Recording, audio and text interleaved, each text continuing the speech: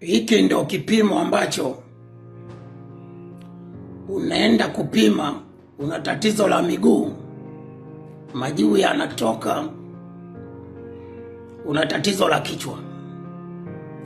Unaenda unapima, una tatizo la kifua, majibu yanatoka, una matatizo ya tumbo. Na operation ndio itakapofanyika kwa majibu hayo. Hiki ni kipimo cha MRI, kiko Moi Muhimbili. Nilipima pale toka 2024. Pingili 6 zimepishana juu na chini. Baada ya hapo nikaendelea na mazoezi na baadaye nikatuma ripoti hiyo India, kwamba nilivyoambiwa natakiwa kufanya operation, nikatuma India kwa madaktari wa huko. Wakacheki wakasema kwa majibu haya ya MRI pingili 6 ni $20,000. Ndo nikaja. Lakini hawezi kukufanyia operation kwa majibu ya hospitali nyingine, lazima afanye operation kwa majibu yao kwenye mitambo yao.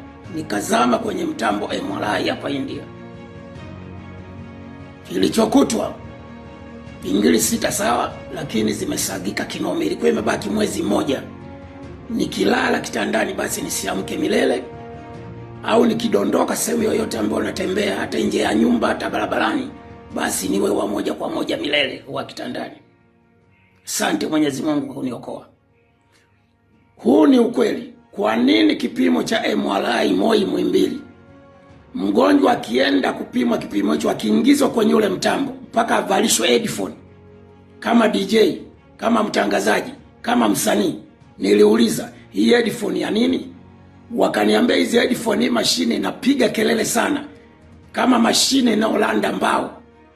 Kwa hiyo kwa kuwavalisha wagonjwa headphone, maana yake tunaokoa asija akapata tatizo la ubongo na damu kuvujilia au kuwa kiziwi kabisa.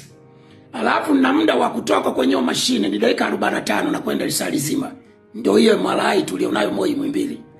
Ya huku ni dakika 15. Nikauliza kwa nini ya kwetu ni dakika 45 mpaka risali? Wakasema nyinyi mnatumia used, sisi kitoka mashine mpya ndio tunakuwa nayo. Tuliokuwa nayo tunatupa. Sasa kwa nini tunafanyana vitu? Tuulizane. Waziri wa Afya, naibu waziri wa Afya, nenda Moi Muhimbili kapimwe na wewe. Ukifika lazima akufanyishe headphone. Wewe umekuwa DJ, umekuwa msanii, umekuwa mtangazaji, unavaa headphone.